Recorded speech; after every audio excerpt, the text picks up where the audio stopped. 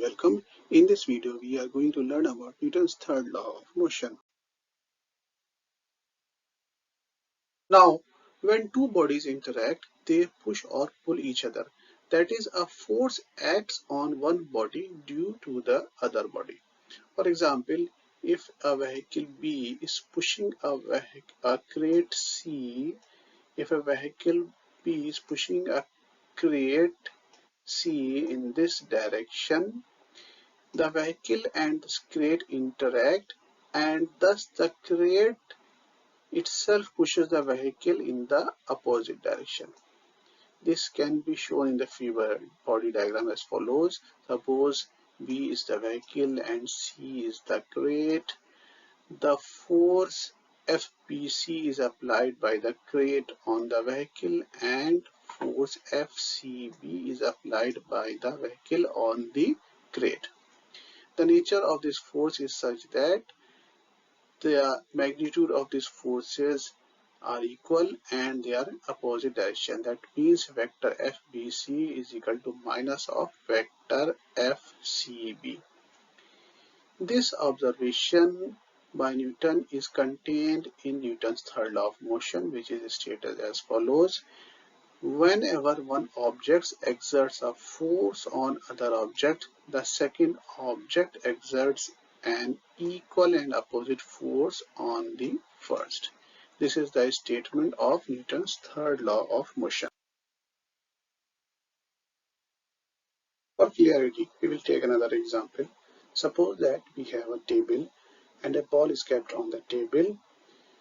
Gravity acts on this ball and pulls the ball in the downward direction. That means gravity is applying a force of Fg on the ball in the downward direction. Since the ball and the table are interacting, the ball is pushing the table downwards with the force Fg. In reaction, this table is also pushing the ball upwards with a normal force Fn, and from Newton's third law, these forces are equal in magnitude and opposite in direction. That means vector Fn is equal to minus of vector Fg. Now we will take some examples illustrating how to apply Newton's laws. So in this first example, we have a frictionless surface and a block A of mass Ma is kept on this surface. It is connected to another block B of mass Nb through a cord which wraps over a pulley. This pulley is massless and frictionless. The mass of these blocks are 2 kg and 3 kg. Now under action of gravity, this block B accelerates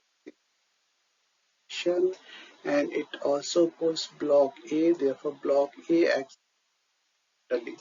The magnitude of acceleration of both these blocks are same, and its value is A, which is we are required to find this example. So in this example, we will find the acceleration of these blocks. Now block B is pulled downwards by gravitation force Mb times G. It is pulled upward by tension force T. Block A is pulled horizontally by tension force T, and it is pulled downwards by gravitation force Ma times G, and it is pushed upwards by normal force Fn.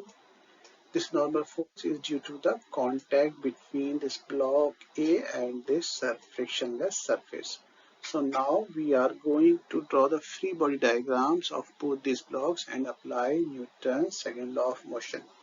So for block pulled horizontally by T, it is pulled down by gravitation force, and it is pushed up by normal force, and this block accelerates in the horizontal direction. So for block A, in the y direction, we have two forces Fn and Ma times G, and therefore there is no acceleration.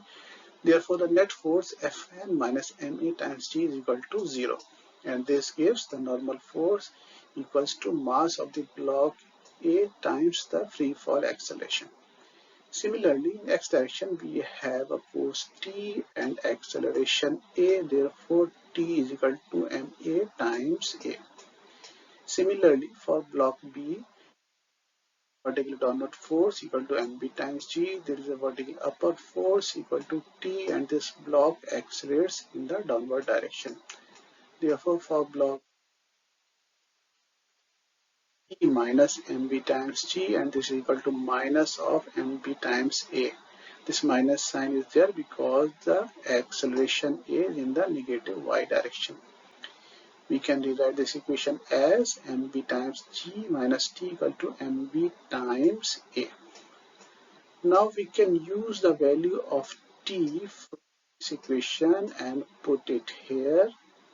So putting the value of t from to this equation, we obtain mb times g minus ma times a equal to mb times a. And from this equation, we can find the value of a as mb times g divided by ma plus mb. So now we can put the values of ma, mb and g to find a. Therefore, a is equal to 3 into 9.8 divided by 3 plus 2. This gives acceleration as 5.88 meters per second square. Therefore, these blocks accelerates with a magnitude of 5.88 meters per second square. So, in the second example, we have a frictionless inclined surface. The angle of inclination is 30 degrees. A block of mass 10 kg is kept on this surface.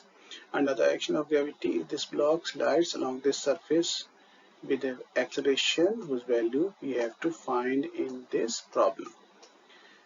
Gravity acts on this block in a vertically downward direction, and the normal force that acts on this block is in the direction which is perpendicular to the inclined surface, denoted as Fn. And this Fn makes an angle of 30 degrees with the vertical direction.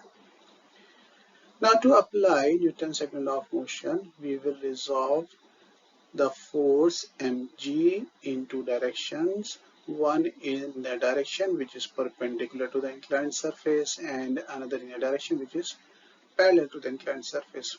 So in a direction which is perpendicular to the inclined surface, we have the component of gravitational force as mg cos 30, and in a direction which is parallel to the inclined surface, we have component of gravitational force as e sin 30.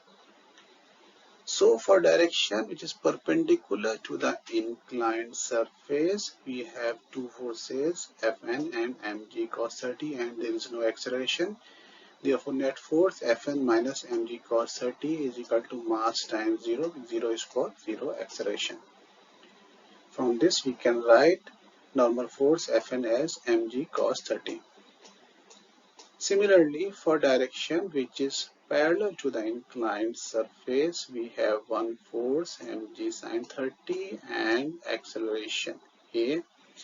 Therefore, mg sin 30 is equal to mass times acceleration. We can cancel m and obtain a as g sin 30.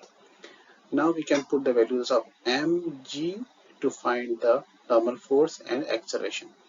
Therefore, the normal force is Fn equal to 10 for mass of 9.8 for the free fall acceleration times cos 30, and if we calculate it, we'll find that Fn is equal to 84.87 newtons. Therefore, the normal force acting on this block is 84.87 newtons, and the acceleration of this block is a is equal to g sin 30. G is 9.8, therefore a is equal to 9.8 sin 30, which gives 4.9 meter per second square. Therefore, slides along this inclined surface with the acceleration value of 4.9 meters per second square. That's all for today. In the next video, we will learn about the frictional force.